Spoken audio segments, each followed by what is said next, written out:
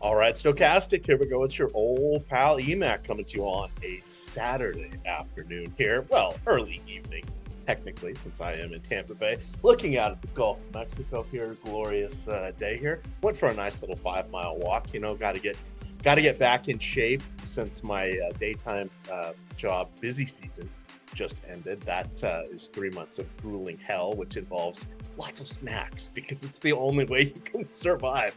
But here we are. We have 8-game slate. We've got a little bit of weather that we'll talk about and some interesting pitching choices. Plus, it's a Coors Field slate. So this one should be a lot of fun. I am joined by Matt Belman, as always, or as most of the time on the weekends. Matt, how are you doing?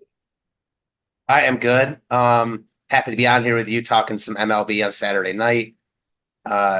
Trying to get on playback, was having a little bit of issue, but hopefully it works this time. So we're in.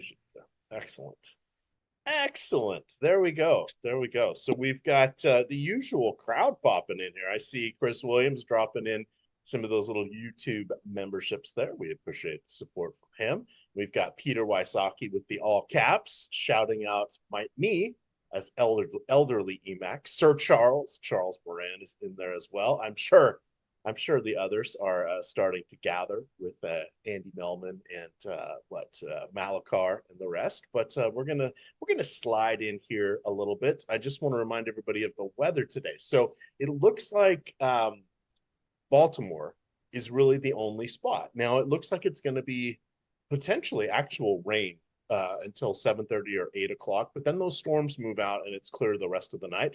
I am, of course, looking at weather.com, Weather in Motion, the free weather source that I like to take a peek at. That looks like the only real concern here. Did you note anything else on the weather side of things? No, I don't even see Baltimore as a concern. As so being an issue. Yeah, because it clears out early enough that it's like, if there's anything, you can wait. Now, for those of you who played the afternoon slate, got gobsmacked like myself there with I did. Getting not coming back out after. I didn't see how long the delay was. I stopped paying attention after. It was the second delay, and it wasn't that long because Bassett came back. Okay, because I saw Bassett came back, and I was like, I don't know that Steele will. They tend to treat him with kid gloves, but it is what it is here. So let's take a peek here. Let's send out this tweet. But thank you, everybody, for arriving. Keep wanting to remind you all that we have all sorts of content out there. The Stochastic YouTube channel. We have the Odd Shopper YouTube channel. And, of course, we have the Stochastic Podcast Network. I mentioned that because we have college betting shows out there with Matt Kajeski and Ben Rossa. We also will be going all football all the time, nonstop. Today is week 2 of Sunday preseason. Remember, there's only 3 preseason games now, so this tonight technically is sort of the dress rehearsal, but we're seeing even more and more teams just kind of punting on this. I was reading earlier today that Atlanta, why am I blanking on the Washington Huskies quarterback who they drafted, Michael Penix, they actually said they're not going to play him for the rest of the preseason. It's kind of like, what? Yeah.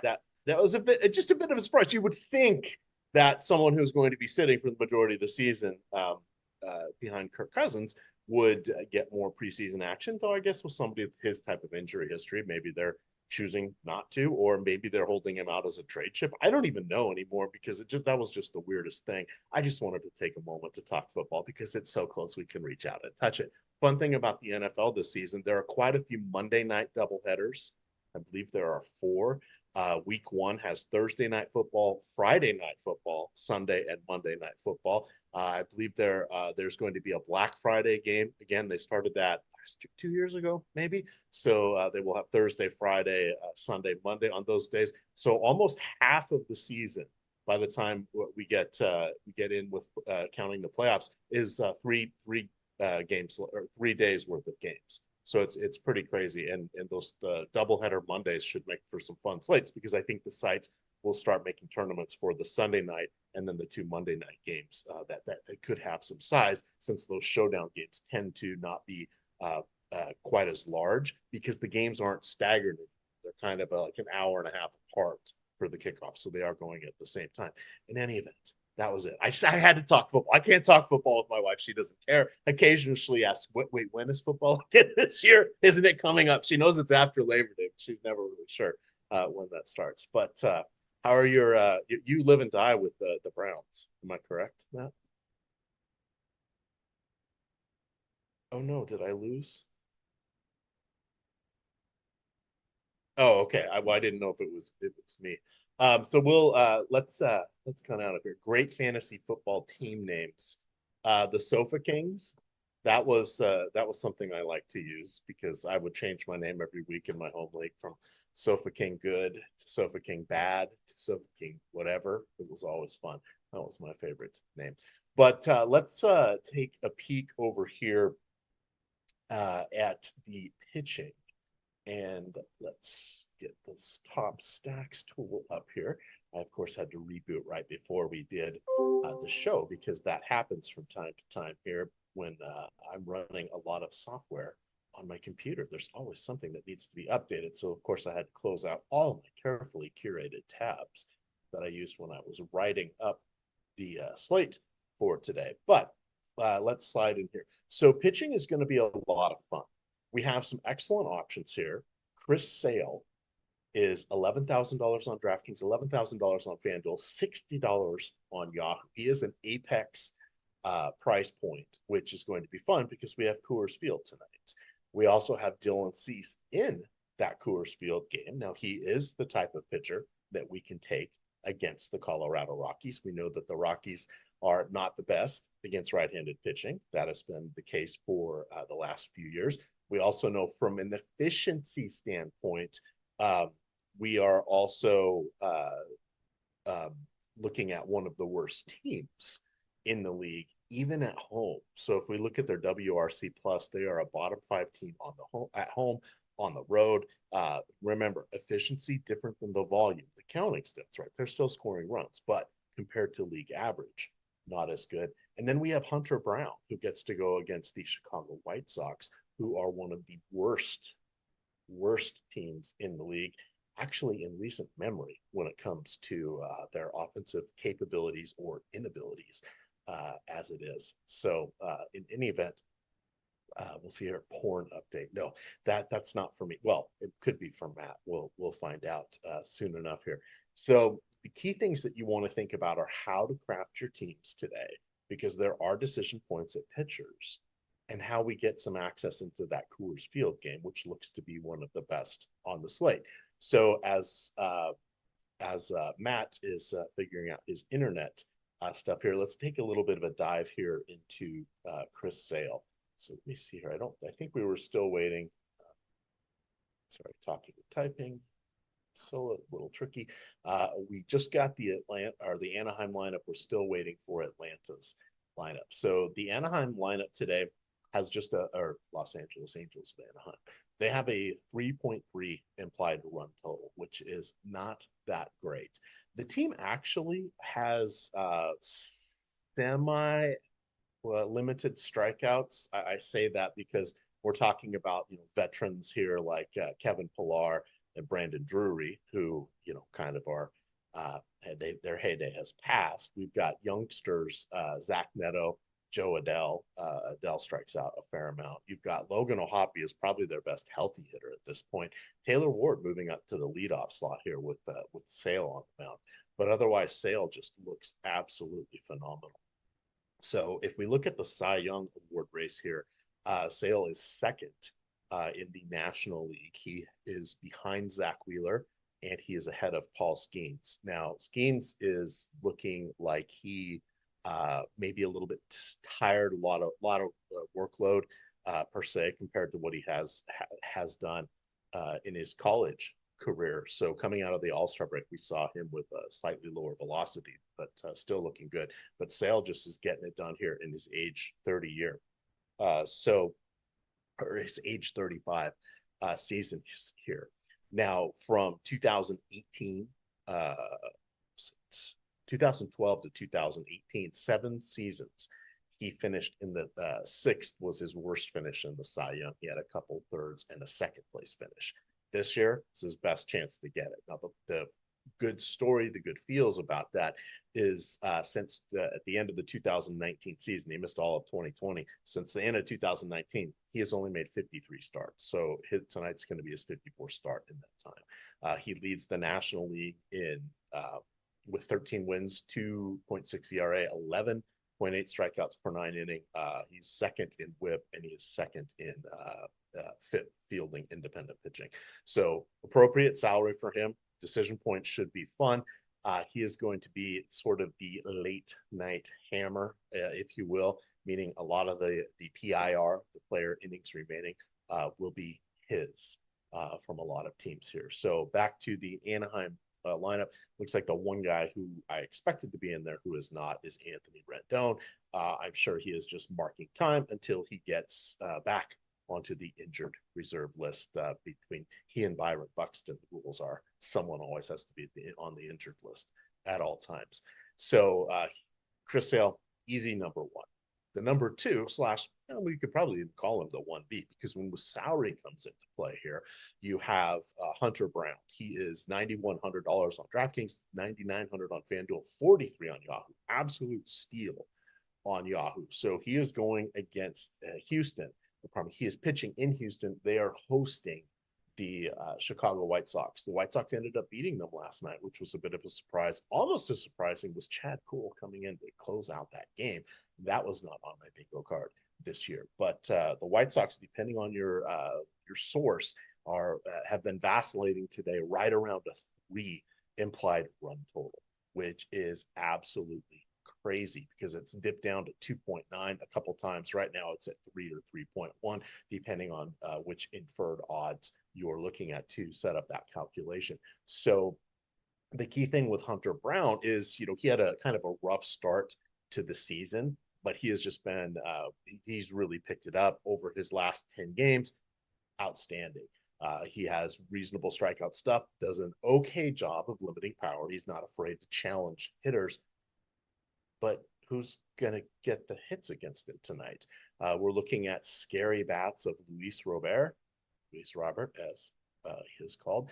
That's it. Andrew Benintendi, days gone by. Gavin Sheets, Andrew Vaughn, could they run into one? Yeah, absolutely. Cost of doing business as a power pitcher, challenging batters is you may give up some solo shots, but come on. Over the last 30 days, the White Sox have the 7th highest strikeout rate in the league at 25.5%, second worst power numbers, and they've only scored 69 runs over the last 26 games in those 30 days. That is 2.65 per game. That is no bueno. So those guys are easily your top 2 players. Now, I was working on building out my lineups on Yahoo. I was not really able to find lineups I liked there that had both of them. I didn't get a chance to put it into DraftKings, but for those of you dabbling in the cash game lineups, I think those are the 2 pitchers that you really want to focus on. Let's now go to the top pitchers tool to find out some of our other options. So we did mention Dylan Cease here. So he has a 26% chance of being a top 2 pitcher on DraftKings. Again, that's the 2 pitcher side. On FanDuel, he has a 10% chance. Chris Sale is 13% on FanDuel and 31% for Sale on DraftKings. So it's a pretty clear top 3. As we mentioned with page up here. As we mentioned with the Rockies, they are just one of the worst offensive teams out there from an efficiency standpoint. So go up here for me, and there we go. So if we look at their lineup, their listed lineup has almost a 30% strikeout rate against righties since the startup last. So that is horrible. Chuck Nasty, Charlie Blackmon, he's the only person that strikes out under 24% of the time. Brendan Rodgers is at 24%. Everybody else is above league average to a very dreadful level. If you are Brenton Doyle, you have a 30% strikeout rate. Ryan McMahon has a 30% strikeout rate, and Michael Toglia a 30% strikeout rate. So that's going to make things interesting for us today when we are looking at Dylan Cease. Cease, of course, had his no-hitter. It's now 4 starts ago. Call up his game log real quick here.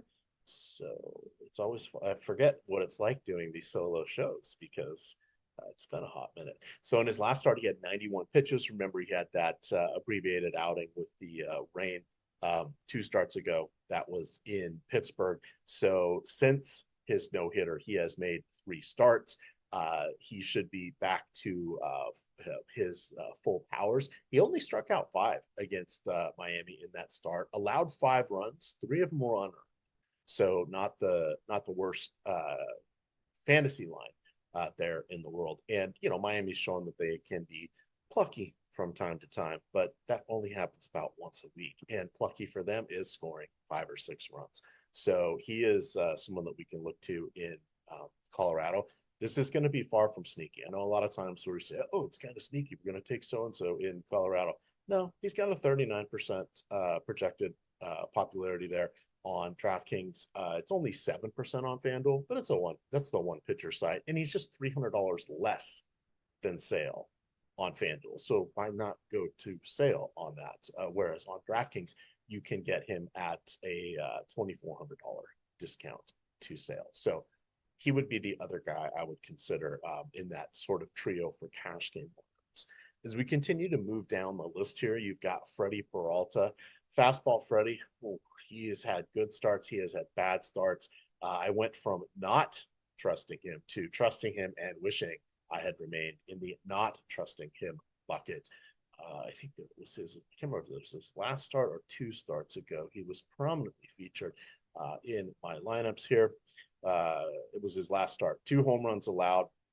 Oh, I'm sorry. God, he's actually been pretty bad. So he's allowed 7 home runs in his last 4 starts. 3 of them he's allowed 2, and so that's 3 multi-home run games. Now, to be fair, facing Atlanta twice and the Dodgers once, that can be rough. But he is also a guy who allowed 5 runs, 2 of them unearned, to Miami 4 starts ago. So he has not really been, shall we say, good for close to a month. So kind of since the coming out of the All-Star break, he had a couple rough starts to begin the season and then settle down and June and most of July till we got to after the All-Star break.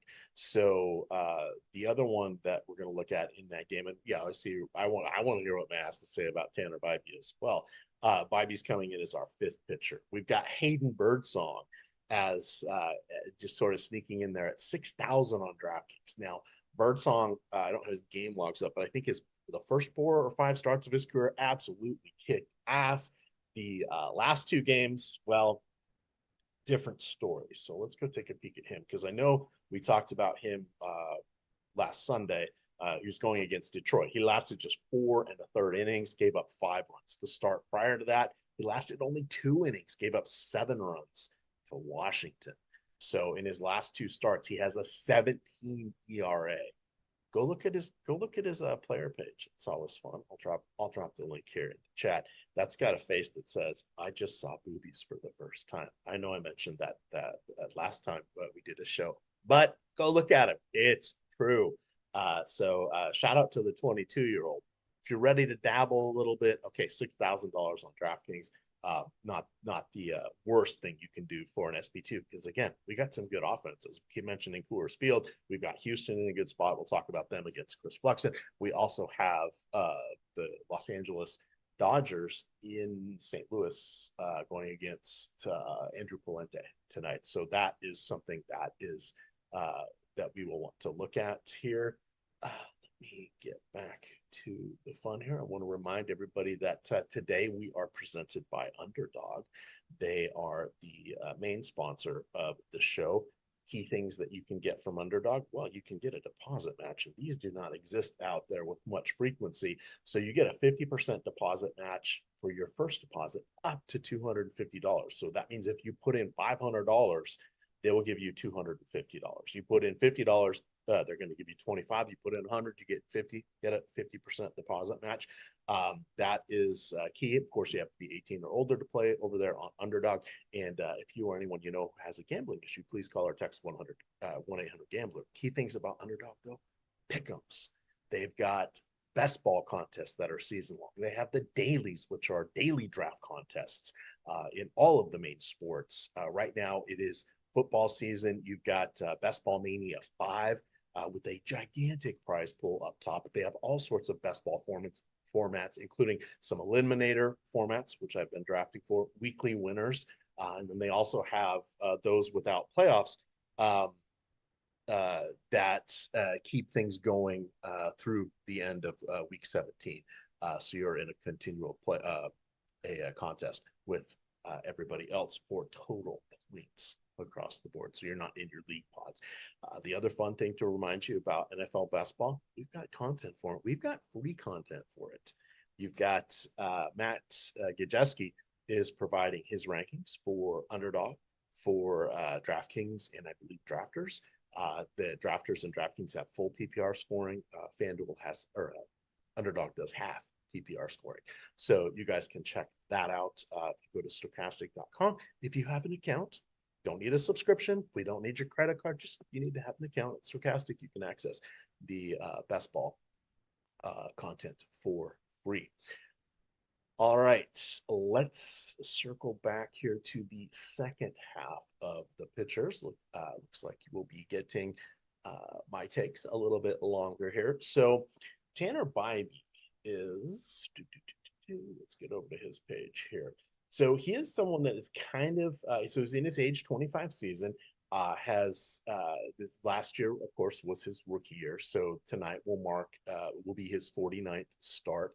His strikeouts have really come up this season. He has 9.7 per 9 innings. That is, of course, important because strikeouts are the currency of the realm in daily fantasy sports here, or baseball in particular. If you look at the lineup tonight for the Brewers, they have a 22% strikeout rate over the last 2 seasons against righties. That drops down to 19% this season. And if we look at them over the last 30 days, it kind of ticks back up to 21.5%. So key things we want to know about the Brewers: Christian Yelich still out, obviously. So you've got I was going to call him Gary Sanchez. Gary Sanchez is batting third tonight. William Contreras batting fourth. So you got the double catcher line, albeit Sanchez is, more of a DH at this point. You've got Jackson Chourio, who is playing out of his mind this season. FanDuel did a tweet earlier this morning that was all Jackson Merrill, Jackson Chourio, and who was it? Jackson Holiday all had triples last night. So fun little baseball being baseball moment. The thing about the Brewers is when you look at their lineup, you're like, how the hell is this one of the best lineups in the league? But it is. Bryce Terang among the league leaders in stolen bases. Chourio, as I mentioned, or Chourio is playing phenomenally. William Contreras might be the best Contreras brother at the plate at this point. You got Willie Adames, an adventure in the field from time to time, but he's one hell of a hitter. And then Jake Bauers has settled in nicely. So that's a pretty solid core, but then it's hit or miss when you get to Garrett Mitchell, Jory Ortiz, Sal Frelick. He had his moments last year as a rookie. He was kind of batting cleanup a little bit there. We know what he is. He's definitely worthy of being an MLB player, but he is definitely a back of the order guy. So that's what has Bibee in play tonight, making things kind of interesting here when we look at the whole things. Now, or at our whole list. We then get down to the Texas game. So this is like the break point of I could see both sides are here, as our friend T McGee likes to always say. You've got Nathan Eovaldi. That one's for you, Stephen Leibowitz. You got Nathan Eovaldi. He ended up being my Yahoo pitcher there, along with Hunter Brown, because he was significantly cheaper than Chris Sale. That could end up being the case here on DraftKings, except that he's the exact same price as Dylan Cease. I'd actually rather take Dylan Cease, even in Coors Field against the Rockies, than Nathan Eovaldi here. So Eovaldi and Festa both present strikeout upside, which is nice. They can be susceptible to power because they're challenging hitters there. They're going after them. So the price disparity, $2,000 between them on DraftKings and FanDuel, that is our DraftKings, $2,000 between them. That makes them kind of a coin flip. You've got the experience with Eovaldi, and you've got the the youth, the potential upside there with Festa. So those two guys are intriguing. I think you can skip Festa at 6,800 on FanDuel. I don't really know what that's getting you there. He is the cheapest viable option, but there are some cheaper bats that can kind of allow you to put in sale and get your Colorado stack, or part of your Padres stack. So that is the way I would look at it for there. So that's going to give us a chance here to switch gears, and we're going to flip this, looking over to the offensive side here. So we go to the top stacks tool. Oh, let's see. Can we cover the content, please? I thought that's what I was doing. Bro, just talk baseball. This is getting painful. Hey, you want to jump on and do the show with me? I'd love to have you guys here. So that is a stand.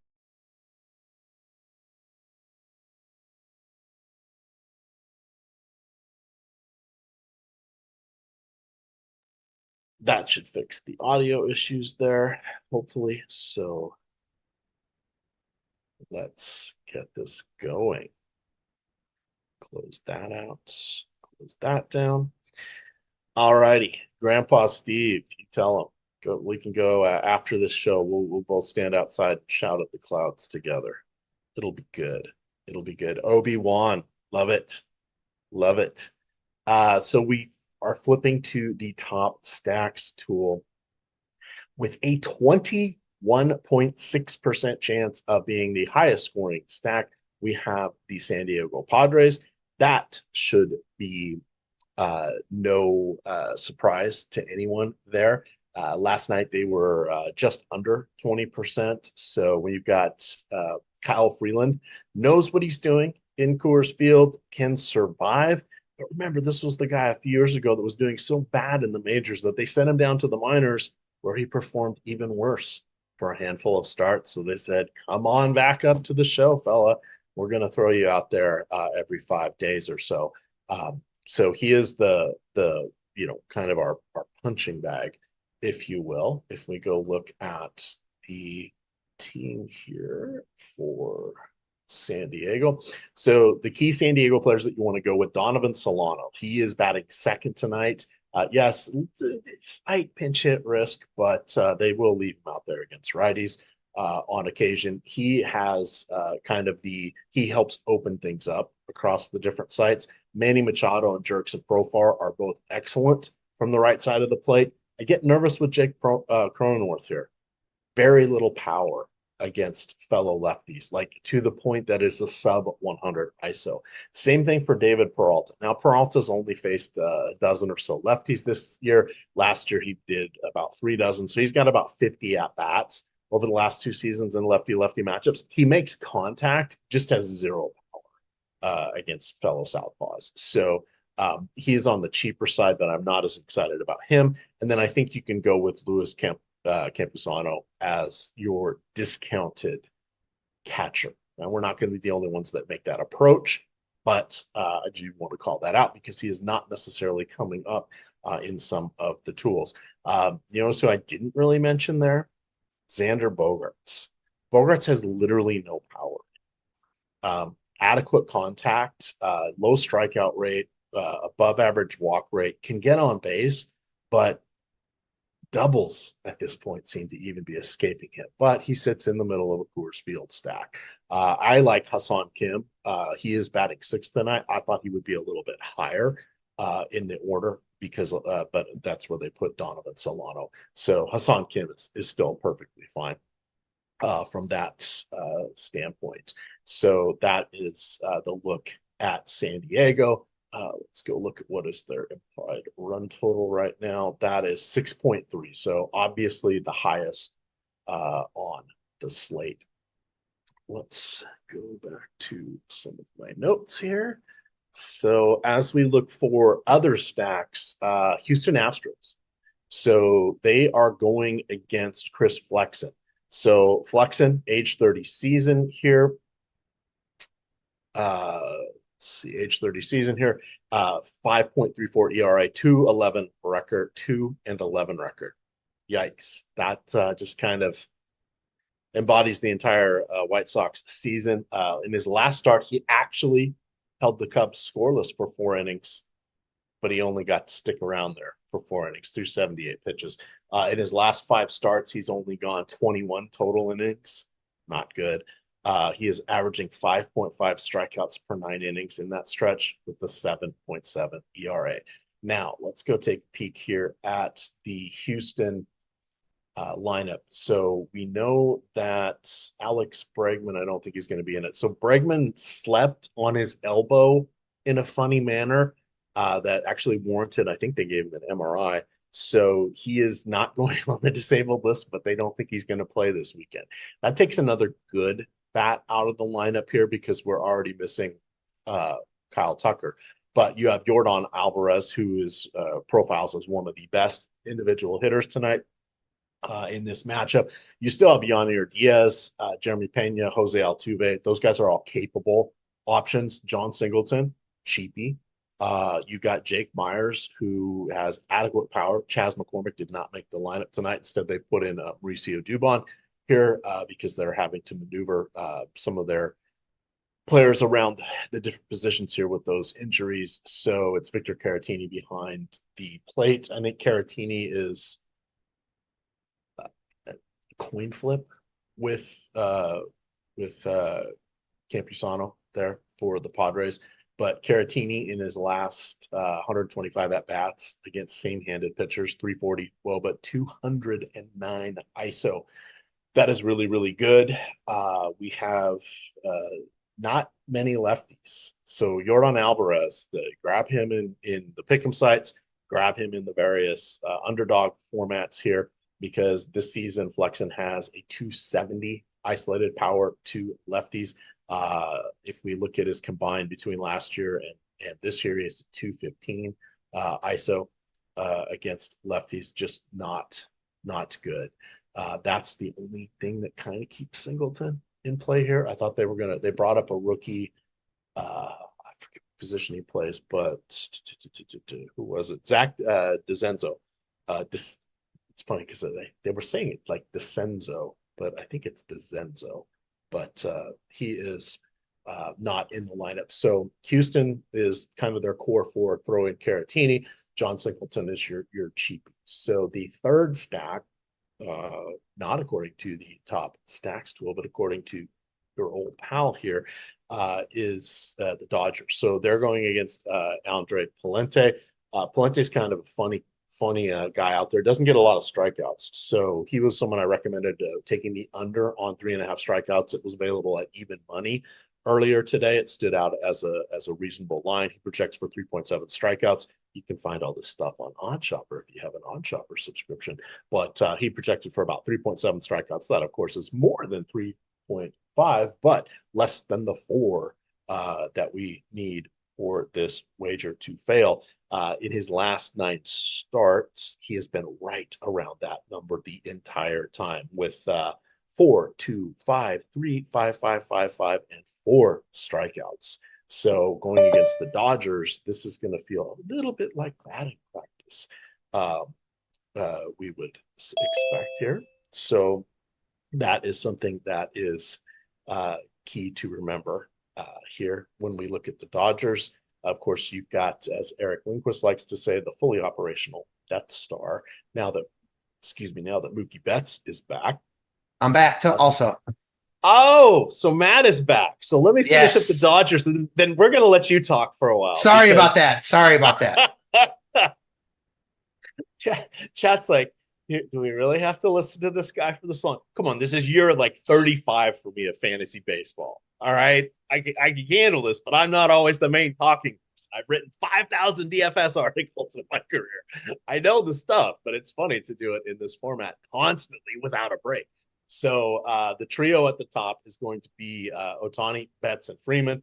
Of course, you've got Gavin Lux, who has just been on a tear over the last 30 days. And he has 76 at-bats in lefty-righty matchups, a 490 WOBA, a 300 ISO.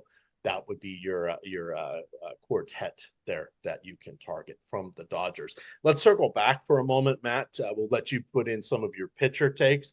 I talked about Chris Sale At the top, 11,000 on FanDuel and DraftKings, 60 on Yahoo. He has obviously been phenomenal. You've got Hunter Brown going against a almost historically, not quite, but pretty much historically bad White Sox offense here. And then kind of Dylan Cease, great price, 8,600 on DraftKings. Only 300 less than Sale on FanDuel, but he kind of looks like our pitcher number 3 there. Give your pitcher thoughts, because I, along with chat, wanted to hear your Tanner Bibee take. Yeah, so I like Bibee here. I'll get to him in a second. But starting up top, the Angels are definitely better against left-handed pitching, but Sale has been one of the top 3, if not the best overall pitcher in baseball this year. So on basically any slate he's on, he's going to be the top guy. Tonight is no exception. For me, I think Hunter Brown is the next best option. I know our top pitcher tool has C slightly ahead of Brown. I like Brown at a little bit lower ownership, more of a comfy spot at home against the White Sox as opposed to on the road in Coors. Chicago and Colorado have similar lineups. I'd prefer, facing one of them not in Coors, and Brown's at home, so I like him quite a bit. I think those 3 are your top guys, though, pretty clearly, Sale, Cease, and Brown. And then right below them, you've got the Peralta-Bibee kind of pairing in the same game. And I think both of those guys are more than viable in tournaments. You're playing them in tougher matchups than the top guys, but you're getting huge ownership discounts. Prices are similar, except for Sale, who's obviously the top guy. But I think both Bibee and Peralta have high GPP upside. We don't love picking on Cleveland, but they've got strikeouts, especially at the bottom of their lineup. So I think Peralta is kind of the prototypical boomer bust guy. And then Bibee, Cleveland needs a good start out of their best pitcher.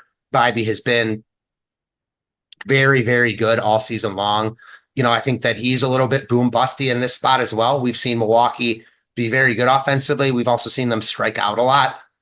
But I think Peralta and Bibee have a lot of upside in tournaments. And then the last guy I'll talk about that I think is firmly in the mix here, not sure how much you spoke on him, is Hayden Birdsong.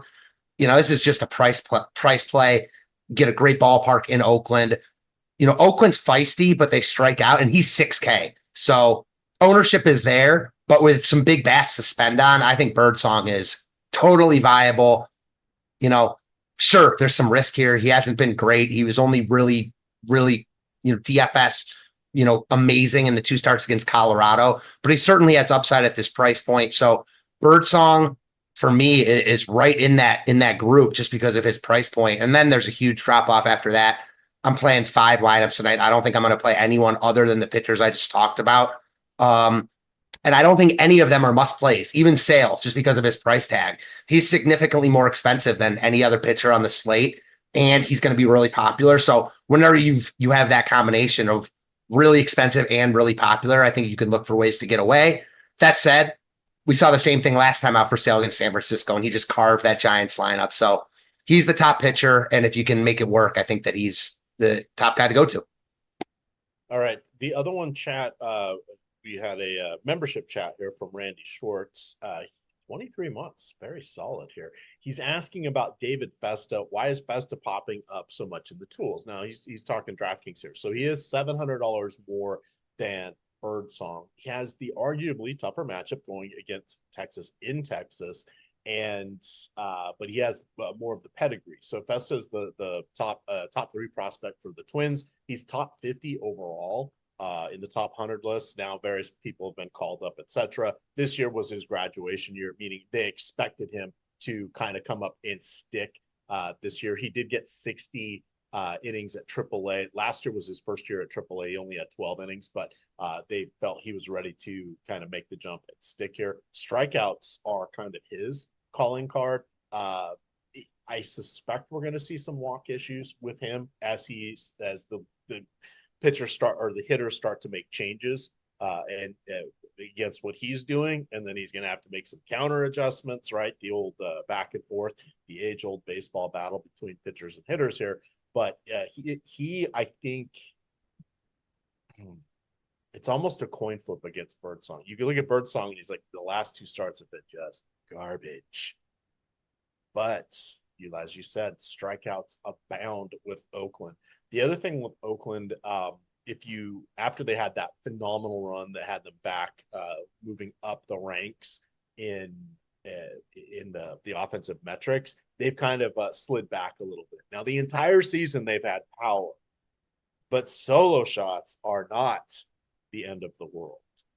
They were having trouble getting people on base, and then for that glorious 30-day stretch, they led the league by like 26 runs. So with their 18 and 17 run games that they had. So they've kind of slipped back just a little bit here. Let's see if we got everything here. All right, so that gets us to through the pitchers. I did talk about, give us your take on Coors Field. Obviously, just, the Rockies are the Rockies, but how are you feeling about the pod squad here? Yeah, I mean, kind of the prototypical good spot in Coors that's going to get ownership. Per our tools right now, we've got the Rockies like quite a bit under-owned, but I expect in like single entry, higher dollar type stuff for the Rockies to be, or for the Padres, to be highly owned, because they should be. Freeland has been better at home. I don't know why or how that will continue, but it's a fact, at least for the first 3 quarters of the season. So it's worth noting. I think that on paper, they're the top stack on the board. I think that it's almost like any other Coors night where you can certainly fade them in tournaments, but fade them at your own risk. And, know that going in, they are the top stack on paper. That said, there are a bunch of good offenses to look at tonight. So maybe that draws down the Padres ownership as a whole. I do expect, the majority of their front, first 6 in their lineup to get quite a bit of love, as they should. I think Houston right there with San Diego against Flexen at home. They've got some really cheap pieces in their lineup.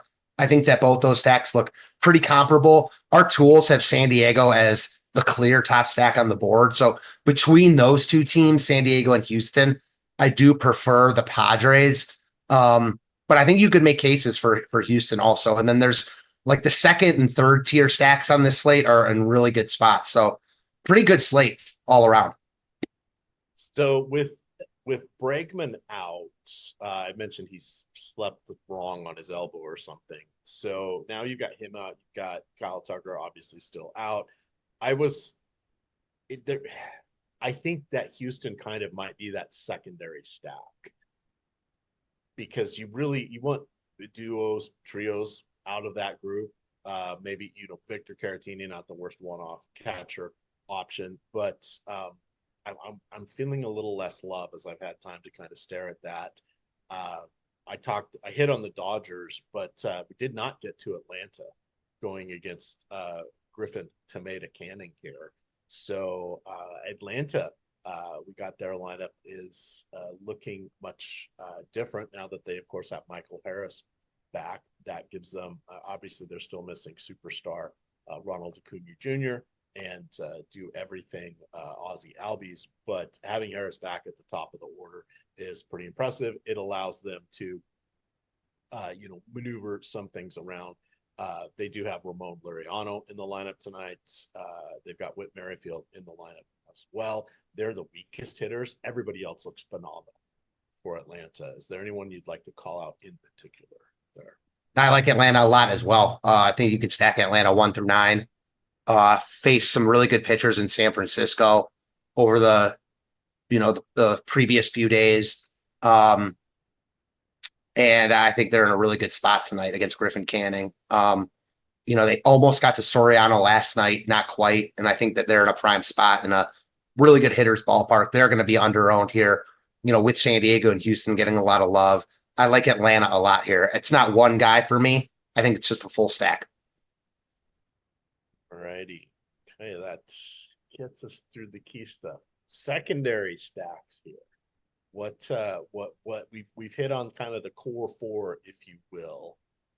What are you considering as we move down the popularity and down in the of course projected fantasy production? So again, kind of like what I said a couple minutes ago, the second tier and third tier stacks on this slate are good stacks. The two that come to mind when you asked me that question are San Francisco and St. Louis. Kind of the tale of two different pitchers here with Bobby Miller and Osvaldo Bido.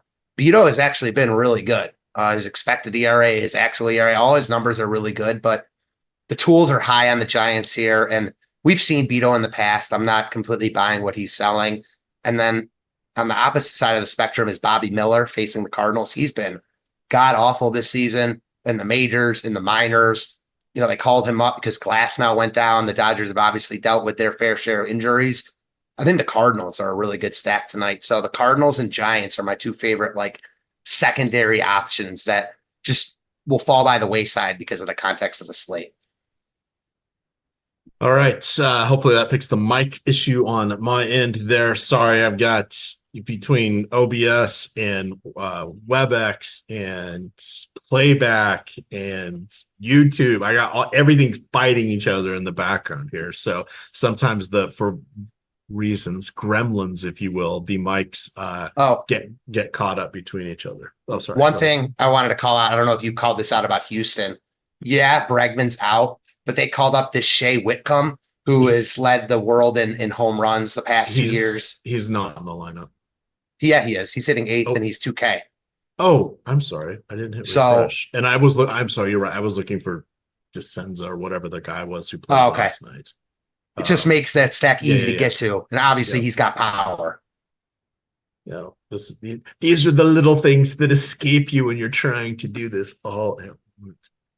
Oh, I know why I didn't see him, because the site I was looking at says he's not in the lineup because they haven't updated their database. Okay. They're missing the 8-hole hitter. So shame on them. Shame on them. Let's get I did see that Chad has said Baltimore starting in a delay. That's a good thing. I'm going to go see if if everybody's favorite weatherman said anything about that. But it looks like it's going to. Remember at the top of the show, I said it looks like it clears up around 7:30 or 8 o'clock there, and then looks good for the rest of the night. So I don't think there's anything to worry about at all with that one. As we do a little dumpster diving here, just get back to the top stacks tool and see if there's anything else to hit on. Now, if we're looking at, now we're at the kind of the leverage portion of the show. So if we look at the most popular pitchers here,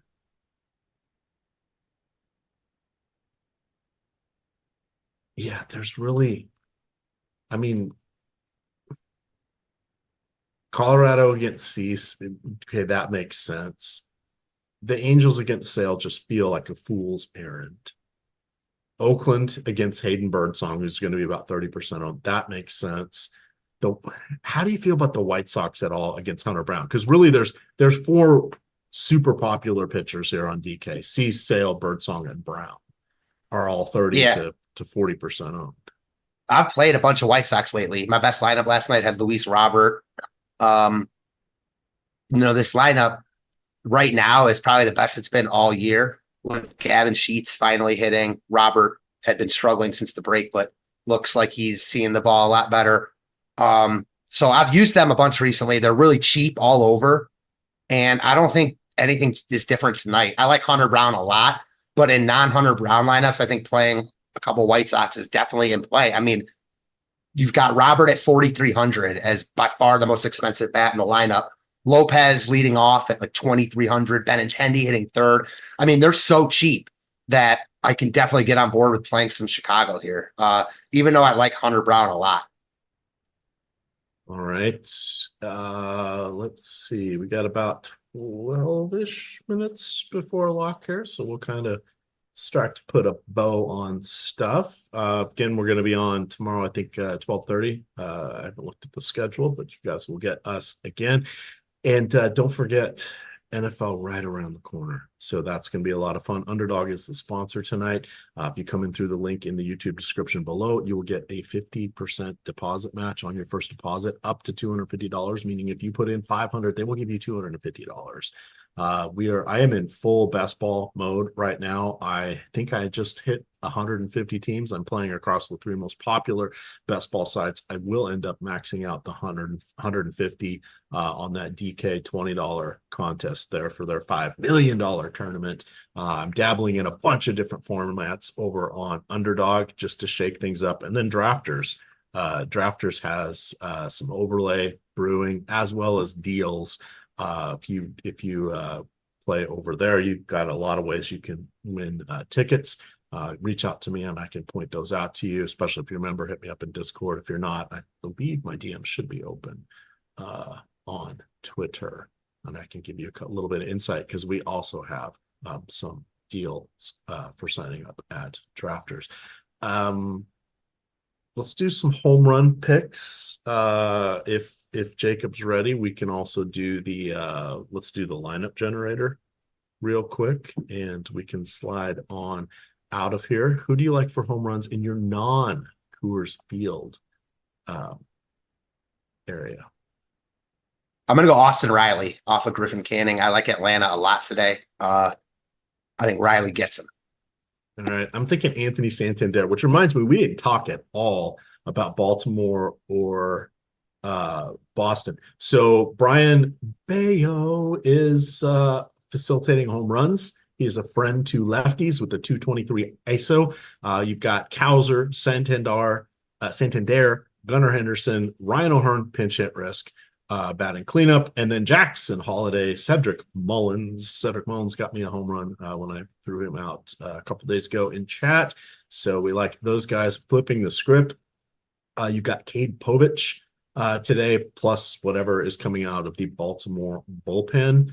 So the Red Sox, I think, are interesting. Obviously, they get Tyler O'Neill back in the mix. Tristan Casas is back after missing 2 months. That makes this team entirely different. Don't forget, they have Danny Jansen that they got at the trade deadline.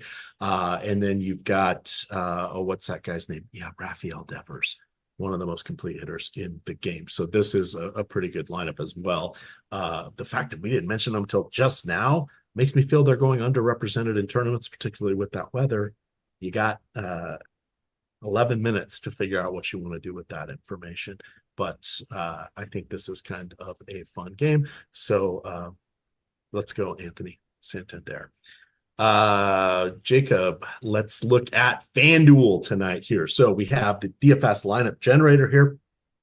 This is one of our more popular features. It builds out all of the lineups for you using all of the stochastic tools. Everything that's behind the sims is in the lineup generator. Top stacks, top pitchers, the leverage, the ROI, all that fun stuff. It is creating positive expected value lineups here. You can choose your stack type on FanDuel. You can go 4-4, 4-3, or 4-2-2. DraftKings can go 4-4, 5-3, and 5-0. Let's do 4-3-1 today, Jacob, and see what pops up here. And let's do contrarian lineups. I want to see what happens with Coors Field and Sale. You can lock in a pitcher if you so choose. You can lock in a hitter. We're going to skip that. You can like a lineup, hit save. It goes into your holding pen. Dislike something, hit discard. It'll pop up another lineup there for you. Once you get up to 20, you can go take a look at that.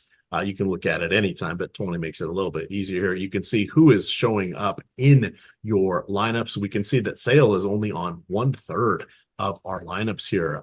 Let's highlight that. So if you click on Chris Sale, you can then see it will highlight his lineups, bring them up to the top.